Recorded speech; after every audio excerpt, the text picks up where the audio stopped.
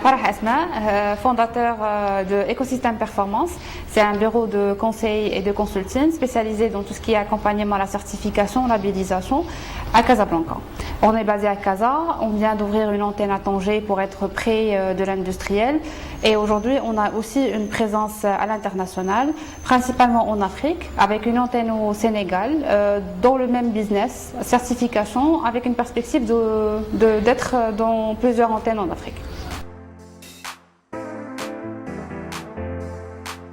Alors, en parlant de l'écosystème entrepreneurial marocain, il est en mouvement ces 3 dernières années et ça, on le sait très bien, c'est grâce à une vision royale qui a dit clairement que aujourd'hui l'avenir, c'est l'entrepreneuriat.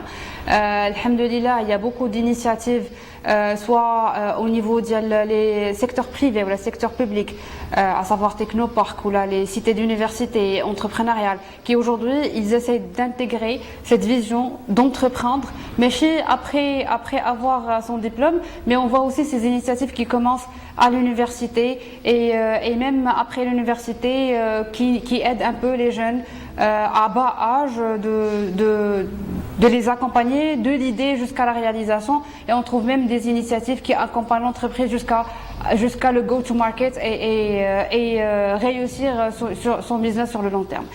Chose qu'on n'avait pas au début lors de nos études, mais alhamdoulilah, ce que je peux dire à tous les jeunes, profitez parce qu'aujourd'hui c'est des choses qui sont là, il y a des financements, il y a des mentorings, il y a des accompagnements, il faut juste prendre le bon chemin et réussir son business. Le corps du business, c'est l'accompagnement à la certification. Donc aujourd'hui, l'idée m'est venue après mon diplôme d'ingénieur industriel. Donc je suis lauréate en 2010. Et après, j'ai commencé dans un cabinet certificateur où j'ai découvert un peu le monde de la certification, de la labellisation. Mais l'idée c'est qu'aujourd'hui beaucoup d'entreprises, pas les grands comptes, mais il y a des petites entreprises, des petites TPE qui aujourd'hui ont besoin d'un accompagnement parce que s'il veut travailler avec un grand compte ou il veut travailler avec, je dirais, l'OCP ou là des clients qui sont très exigeants, ils ont besoin d'une labellisation, de certification, sinon c'est un marché perdu. D'où l'intérêt de se focaliser sur cette typologie de clientèle. Donc aujourd'hui, nous, on cible les toutes petites entreprises, principalement qui sont dans l'industrie et qui ont besoin d'avoir les certifications nécessaires pour agrandir leur part du marché.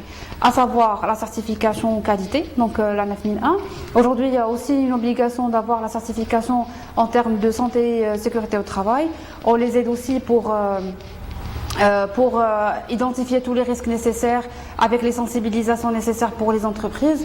On a fait un grand travail lors du démarrage après la pandémie Covid parce qu'on avait beaucoup de marchés aussi pour accompagner les entreprises industrielles à la reprise pour rester conformes aux obligations du Covid, du plan de continuité d'activité à la sensibilisation aux scénarios d'urgence, aux situations d'urgence. Donc voilà, donc c'est plus l'accompagnement à la certification. Dernièrement aussi, on a été sollicité par les coopératives qui eux aussi pour vendre, pour exporter, ils ont besoin de l'agrément ONSA, ils ont besoin de la CCE, ils ont besoin aussi d'un certain nombre de certifications pour pouvoir exporter.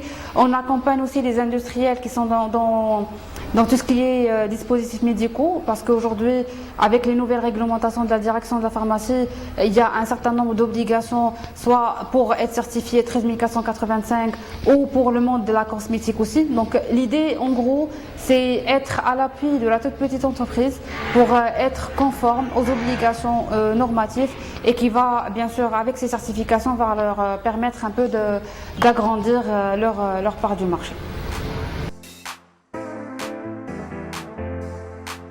Les difficultés qu'aujourd'hui j'ai eues pour se lancer dans l'entrepreneuriat, c'est principalement sortir de cette zone de confort parce que j'ai passé le salariat.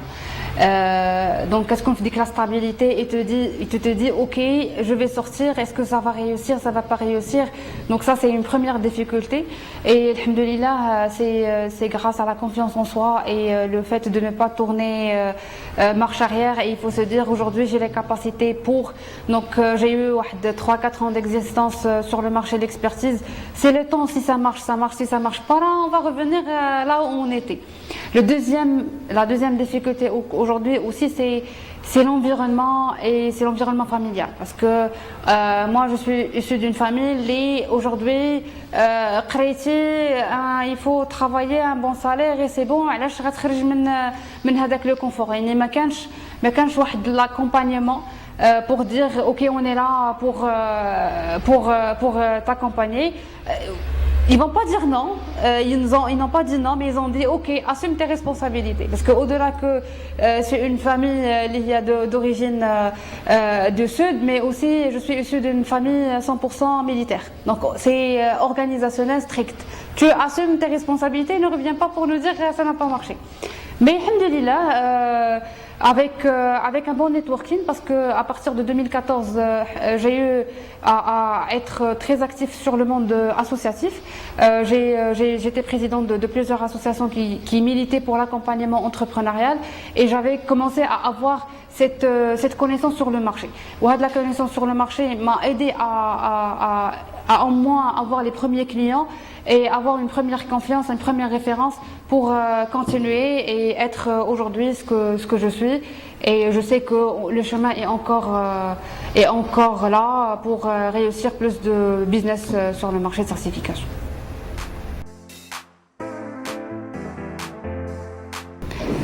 Comme écosystème performance, elle accompagne les entreprises pour une organisation. Nous aussi, on a un système organisationnel en interne.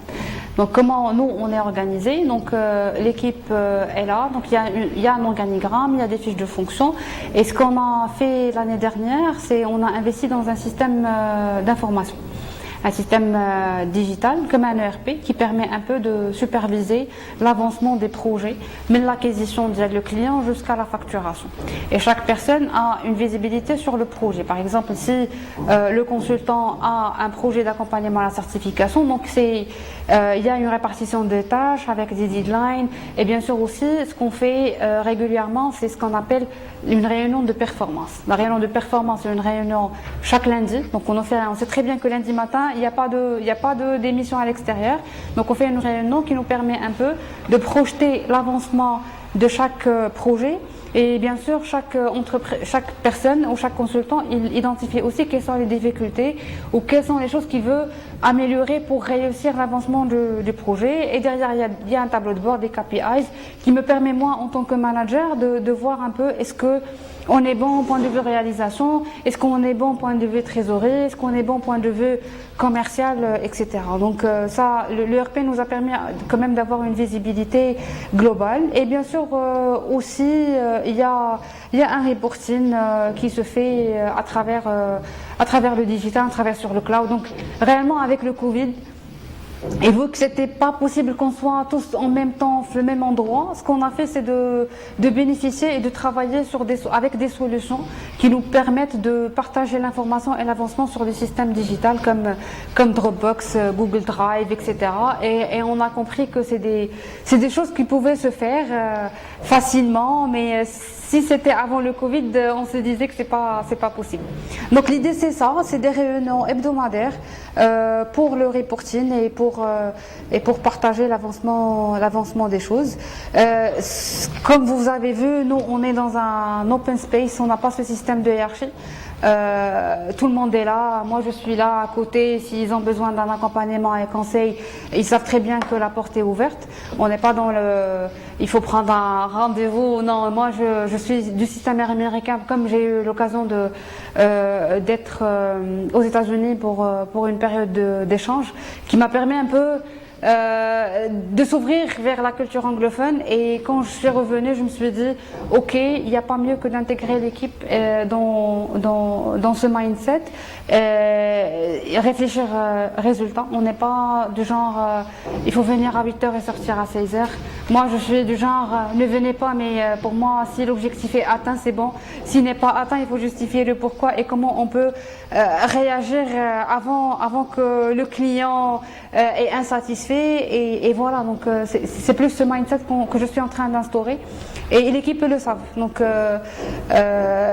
et écosystème ne peut pas réussir grâce à Asma Farah, mais pour moi, écosystème c'est moi, c'est l'équipe, c'est l'écosystème, c'est les partenaires, parce que les partenaires, c'est des partenaires qui sont aujourd'hui sont là, qui nous ont permis d'agrandir notre business et ils nous ont permis d'ouvrir beaucoup de potentiel à l'international. Donc on connaît notre écosystème et on essaye de le fidéliser pour réussir notre objectif.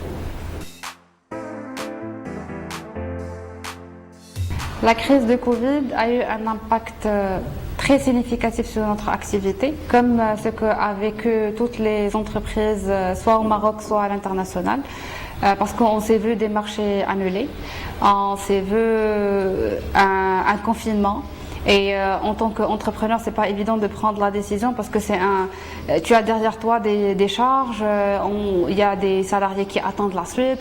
Donc réellement, je me rappelle et je n'oublierai jamais le 15 mars 2020 parce que on était là ici et j'avais l'équipe qui me demandait c'est quoi la suite.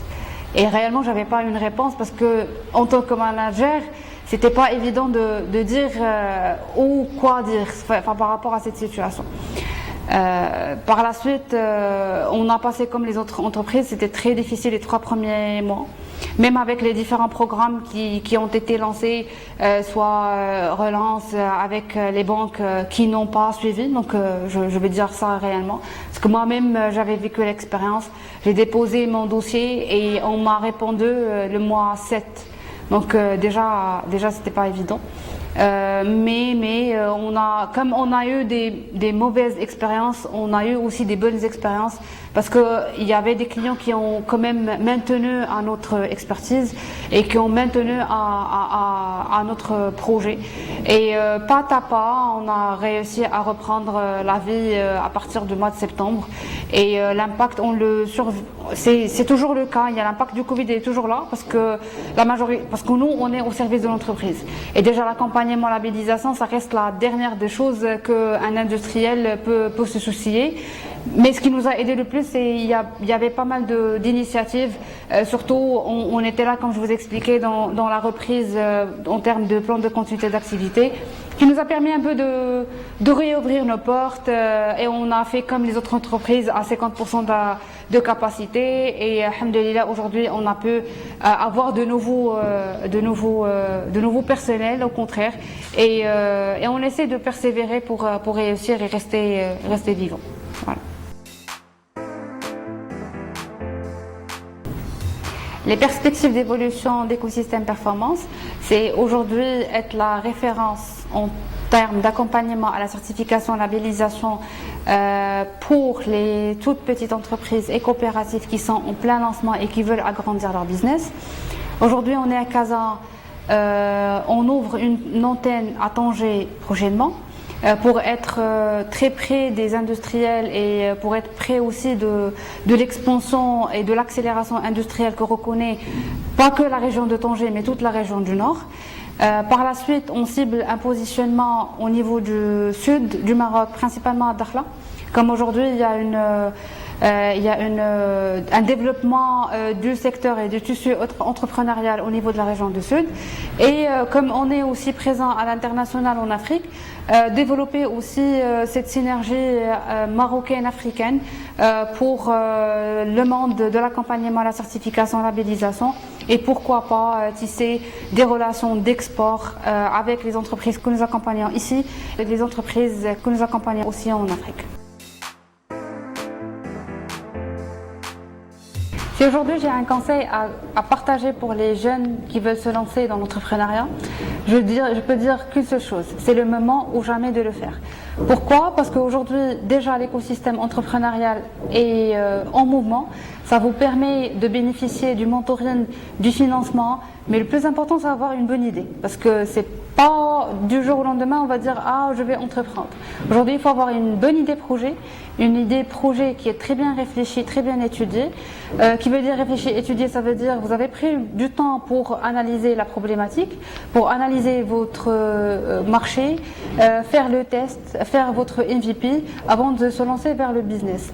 Mais le plus important, ce que je peux vous dire, c'est une bonne aventure. Vous allez apprendre beaucoup de choses, vous allez vous construire et vous n'allez rien perdre.